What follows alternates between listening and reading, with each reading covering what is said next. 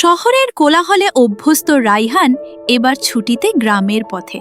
বছরের পর বছর পর সে ফিরছে তার মায়ের শৈশবের বাড়িতে, একসময় যেটা ছিল তারও প্রিয় জায়গা। কিন্তু সে জানত না, এই সফর তার জীবনের সবচেয়ে অদ্ভুত কাহিনী শুরু হতে চলেছে। নানুর বাড়িতে পৌঁছে রাইহান অনুভব করে একটা অদ্ভুত শান্তি, কিন্তু সেই শান্তির পেছনে লুকিয়েছিল এক অচেনা নিঃশব্দ আতঙ্ক। ও মা, রাইহান তো একদম লম্বা হয়ে গেছে। আয় আয়, ভেতরে আয়, অনেক গল্প জমে আছে। নানু, এখনো তোমার সেই বিখ্যাত পায়েস রান্না হয় তো? আজ রাতে তোর জন্যই করব। রাত বাড়ার সঙ্গে সঙ্গে রাইহানের দৃষ্টি আটকে গেল এক পুরনো পেন্ডুলাম ঘড়িতে। এই ঘড়িটা আদেশে কখনো দেখেনি। কাঠের গায়ে খোদাই করা অদ্ভুত চিহ্ন, টিকটক শব্দের মাঝে যেন ছিল এক অজানা টান। রায়হান, নানু, এই ঘড়িটা কোথা থেকে এলো? এটা আলী চাচার দেওয়া, অনেক বছর আগে এনেছিলেন। খুব আজব ঘড়ি বটে। ঘড়ি কি আজব হয় নাকি? সব কিছুই হয় যদি সময় চায়। রাত ৩টা বাজলো, ঘড়ির পেন্ডুলাম থেমে গেল।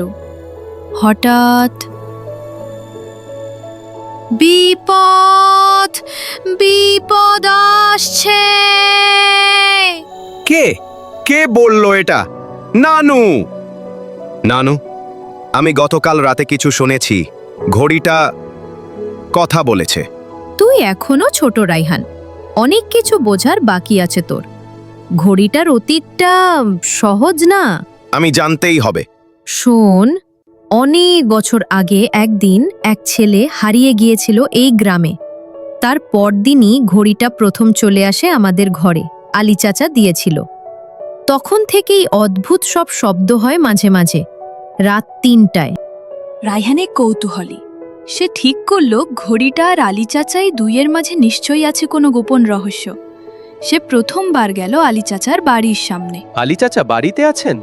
আজকাল ওনাকে কেউ দেখে না, শুধু রাত হলে কখনো আলো জ্বলে করে। এই রহস্যের শেষ আমি করেই ছাড়ব। ঘড়ির গায়ে খুঁজে পাওয়া চিহ্ন। রাত বাড়ে, ঘড়ির গায়ে রাইহান লক্ষ্য করে কিছু খোদাই, অদ্ভুত কিছু প্রতীক। তার মাঝে একটা ছোট প্যাঁচানো অংশ, যেটা ঘোরালে খুলে যায় ঘড়ির পেছনের ঢাকনা। এটা তো একটা গোপন বাক্স। বাক্স খুলতেই সে পায় একটা মানচিত্র আর একটা ছোট্ট চাবি। তাতে লেখা আছে, সময় শুধু সময়েই ধরা দেয়।